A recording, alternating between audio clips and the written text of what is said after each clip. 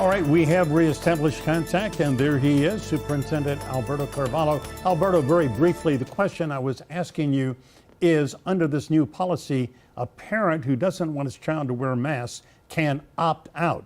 Now, that child could still go to a Miami-Dade County public school. Where are you going to put that child? I mean, are you going to have classes with kids in masks and a few who are not wearing masks? How's that work?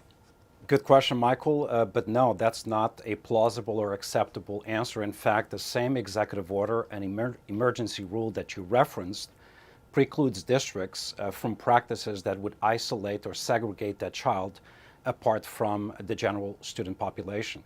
And that is the case in a single classroom or different classrooms throughout the entire school building. So that's not a viable option. Look, I think this whole issue about masks quite frankly, has the potential to undermine or at least hide the greater imperative for our community, which is what Mayor Sid addressed, which is the rapid vaccination of all eligible individuals. Our community may very well be poised to be the first large urban center in America to reach herd immunity with vaccination levels exceeding 70% at this point. We need to continue putting pressure to ensure that that momentum is not lost. As far as the school year, Michael and Glenna, look, August 23rd, 100% of our schools will be open. There will be excitement in the air, and we have no time to waste to accelerate every single student towards their full potential. And that is exactly what we are focusing our attention on right now.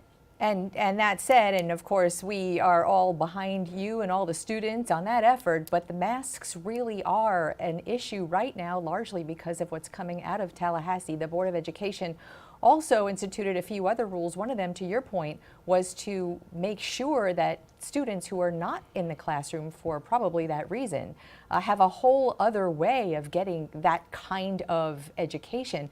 Apologies, we have a minute left.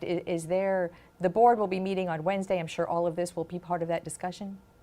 Absolutely. So we have two important meetings coming up. Number one, a necessary, indispensable conversation with our school board.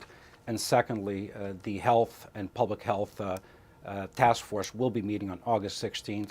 And I can assure you that shortly after that, we'll be very clear about the expectations and the protocols we'll have in place for Miami-Dade County Public Schools. Superintendent, we thank you for your time.